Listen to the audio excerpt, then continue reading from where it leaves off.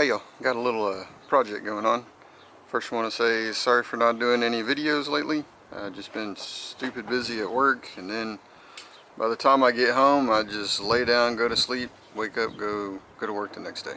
So anyways, I'm going to make a stand. I have this it's not a Beverly shear, but it's a shear. And then so I'm going to put it on this side, and then on this side I have a 3-ton Arbor press. It's made by Welders. I'll put a link down in the description if you want to pick that up. But I needed to make a big heavy duty stand. I don't have any room in the garage, so basically I've already cut this out. I've measured how far the shear needs to be and how far the press needs to be, and so I have a line that's right here, and I'm just going to make a cut. That's going to be the top, and then we'll mount that on there. I have a big old deal of square tubing. I've had this stuff for years, and I keep hoarding it because I'm like, oh, I'm going to use it for a project. I'm going to use it for a project, and then I'm like, well, I don't want to use it for that, or for one reason or another. But I need to start using it. I need to start cleaning up. I have too many projects going on. The backyard's looking pretty trashy, so I'm going to start using these pieces and then start throwing away the rest of the stuff. So, or selling it, I don't know. But anyway, so we're going to start with just making this cut. I am using the Evolution circular saw. This does pretty good. I've used it a few times. It still looks pretty new. I've only had to use it a couple of times, but the times I needed it, it does really good. So yeah, we'll start with cutting this off, and then we'll go from there. So I do have my safety glasses, and you do need some ear protection because this thing is stupid loud. Not only the motor itself, but whenever it's cutting that metal, whoo, it's loud. So I apologize, neighbors, but this is where we're at.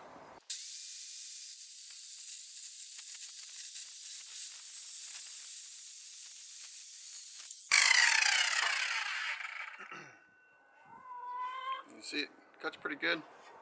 This is not hot at all. Not even really any burrs or anything.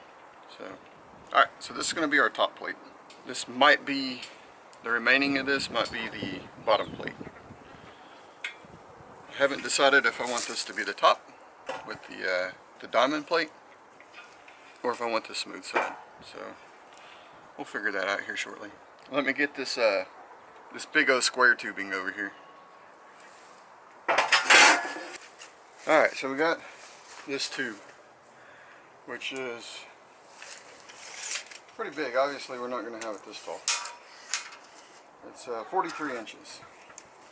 This is, let's see. It's an 8x8 and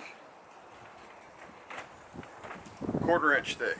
So it's really heavy. So yeah, I'm going to put the plate down, and then we need to see about how tall we want this press and this shear to be. I don't want to have to reach too high, but then again I don't want to be working down by my knees either. I do need to cut this somewhere after we figure that out. So, alright, let's throw this plate on the ground. We'll stick this on top and kind of get a height measurement of where we want to be. Alright, so it's somewhat going to look like this, just lower. I think that'll be really good. The bottom is going to be longer, so I don't have to worry about this tipping over unless I'm bending that, I don't know, 1/8 inch steel, which I don't think I'm going to do. So okay, give me a minute. I'm going to measure about how high I want it. I'm kind of thinking about waist height, something like that. Maybe a little bit lower. And then we'll cut this section off. The only thing I don't really like is that I guess it could tip over this way or this way, but we'll figure that out once we get there. Alright, give me a minute, let me get all set up and we'll get to cutting this. Alright y'all, so I'm going to be cutting off about 32.5 inches. So we'll, I measured it, and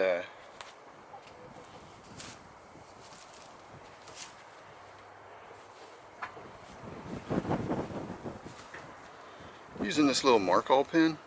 Holy cow, man. These are really good. A lot of welders, I see a lot of like welding channels and stuff like that, they use this type of pen. I think it's called Markall, but this is an aftermarket one or Chinese one or whatever you want to call it, for about half the price. And so look for a link in the description, I'll put that on there. But this works really good. Nice crystalline. The one I'll put also has a red marker as well with extra tips, or with extra inserts, or I don't know, whatever you want to call it. Alright, cool. Alright, let's see how well this will cut through, because like I said, this is 1/4 inch. And I got to go on that the outside corner, so it's gonna be fun. So let's watch and see how well this works.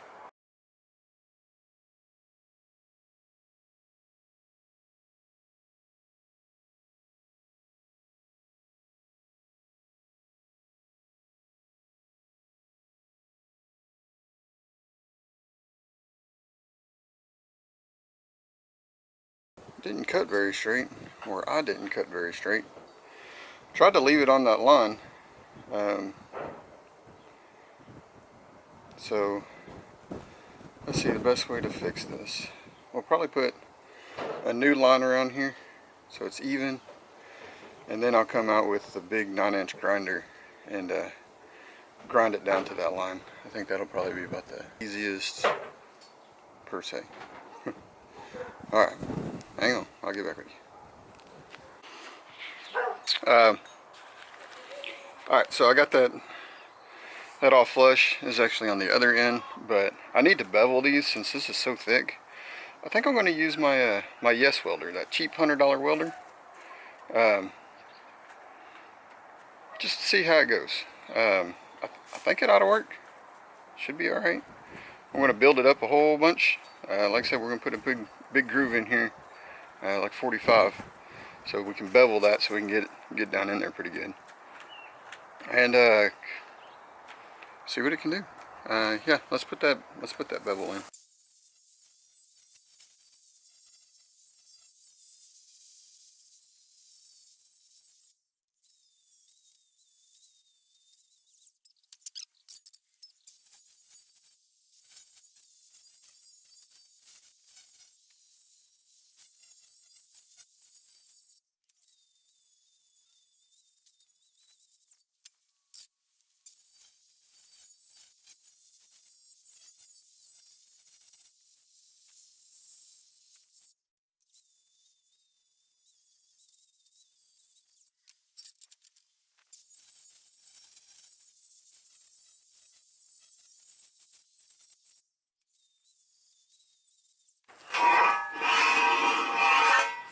Alright, so this is kind of what we're looking at.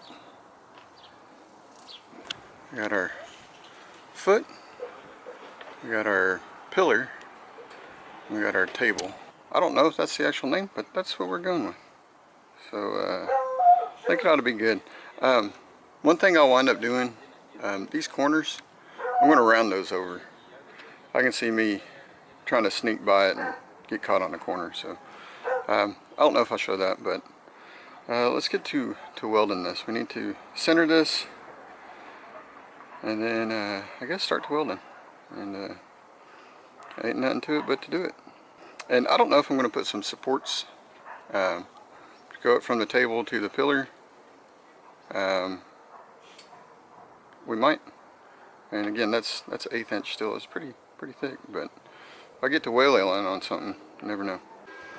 Alright guys, so I measured, found out that this mark is halfway, this way and this way.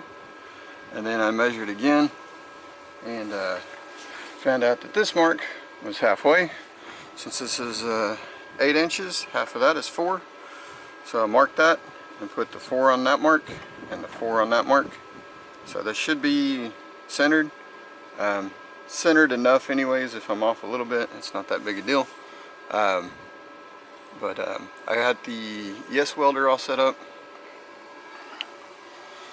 Like I said, it's just that cheap $100, $120 welder. And I'm using the Flux core on there. And I got that thing turned all the way up. So let's get going, see how it works. I gotta get my helmet, hold on a second. So I don't know if I'm gonna weld this all the way right now, or just tack it. I got a place I gotta be at, celebrating birthdays and stuff. So, alright, let's see what we can do.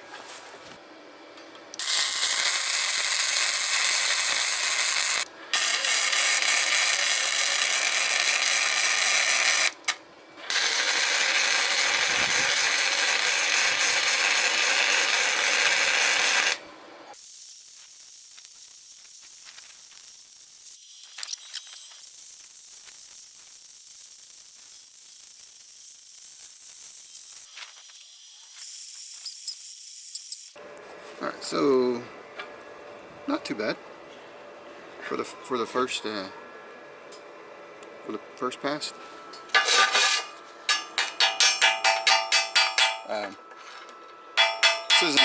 This isn't a welding channel, but you should know if you're welding outside that you need to use the flux core, especially if it's windy. Preferably if you have dual shield. So MIG and flux core, but this one doesn't have that ability. So,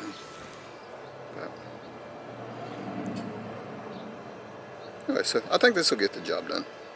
So I mainly wanted to get that stuck down so it doesn't fall over and I have to remeasure or whatever. So we'll finish welding this out. I gotta get going.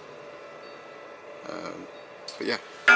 After this is welded, we'll go to the next step, and that's probably welding on the top, and then seeing if I want to do some extra bracing. So I'll get back with you. All right, so here's where we're leaving off today. I decided to put these. I have these trampoline legs, just for a little extra support. But this is galvanized, so you got to be careful, so you don't breathe that crap in. But so here's the welds. Not the best, not the worst, but hey, it should work. And up here, that's good timing. And so, so there we go. Now, let's see if I can do this one-handed. Probably not, because this thing's pretty heavy. And I just eyeballed these. I didn't measure it, I just stuck it under there. But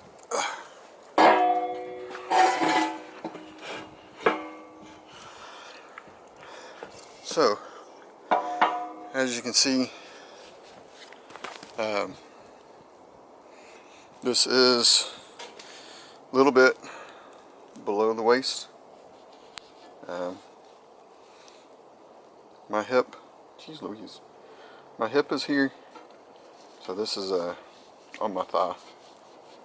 But then the workstation is about right here. The other one should be up about that high. So I think that should be good. But that should give me. I did leave this out in the weather, as you can see. I wound up cleaning this up, and then I'm going to see if I can make it to where I can take the handle off of this one, and I got to see on the other one, the Arbor press, how easy that handle is to take off. And then maybe I can put a storage on there and then wrap the whole thing in a tarp or something like that. But Yeah, I think that should work pretty good. I still need to take off the corners. Alright, I'm going to try and jump on this tomorrow and see what we can get. So just so you'll see, with this fully extended, I can reach there somewhat no problem. But yeah, then we'll get that we'll get the holes cut in there and bolted down. Alrighty, I will see y'all tomorrow. Thanks for watching.